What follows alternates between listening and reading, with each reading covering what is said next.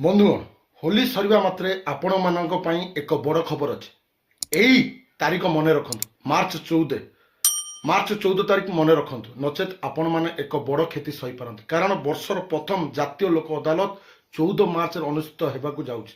ଏବେ ଏହି ଦିନଟି କାହିଁକି ସ୍ୱତନ୍ତ୍ର ଧରାଯାଉଛି? ଆପଣମାନଙ୍କ ଗାଡ଼ି କିମ୍ବା ବାଇକ୍ ଉପରେ 500, 1000, 2000, 10,000 କିମ୍ବା 1 ଲକ୍ଷ ଟଙ୍କାର ଚାଲାଣ ଅଛି। ଏହାକୁ ସମ୍ପୂର୍ଣ୍ଣ ଛାଡ଼ କରାଯାଇପାରିବ କିମ୍ବା କେବଳ କିଛି ପରିମାଣ ଦେଇ ଏହାର ସମାଧାନ କରାଯାଇପାରିବ। ଏବେ ଦ୍ୱିତୀୟତଃ ଧରାଯାଉ ଆପଣଙ୍କର ବିଦ୍ୟୁତ ବିଲ୍ ଅଛି, ଆପଣଙ୍କର ବିଦ୍ୟୁତ ବିଲ୍ ଅଧିକ ଆସୁଛି, ପାଣି ବିଲ୍, ବ୍ୟାଙ୍କରୁ ଚାଲୁଥିବା ଋଣ, କୌଣସି ଦିବାନୀ ମାମଲା କିମ୍ବା ଜମି ସମୁଦାୟର ମାମଲା, ଏହି ସମସ୍ତ ମାମଲା ଗୋଟିଏ ସ୍ଥାନରେ ଗୋଟିଏ ବୈଠକରେ ସମାଧାନ ହୋଇଯିବ। ଏବଂ ବନ୍ଧୁଗଣ, ଏହି ଜାତୀୟ ଲୋକ ଅଦାଲତ ପାଇଁ କେବଳ ଗୋଟିଏ ସପ୍ତାହ ବାକି ଅଛି ଏବଂ ଅନେକ ଲୋକ ଏଥିରେ ସେମାନଙ୍କର ଚାଲାଣ ଛାଡ଼ କରିବାକୁ ଯାଉଛନ୍ତି, କିନ୍ତୁ ଅନେକ ଲୋକ ଏପର୍ଯ୍ୟନ୍ତ ଜାଣି ନାହାନ୍ତି ଏହାର ପ୍ରକ୍ରିୟା କେମିତି ହେବ। ତେଣୁ ଯଦି ଆପଣ ମଧ୍ୟ ଅଦାଲତର ସମ୍ପୂର୍ଣ୍ଣ ପ୍ରକ୍ରିୟା ଜାଣିବାକୁ ଚାହୁଁଛନ୍ତି, ତାହେଲେ ମୋର ଏହି ଭିଡ଼ିଓ ତଳେ କମେଣ୍ଟ କରନ୍ତୁ। ସମ୍ପୂର୍ଣ୍ଣ ପ୍ରକ୍ରିୟା ମୁଁ କହିଦେବି ନିଶ୍ଚିତ।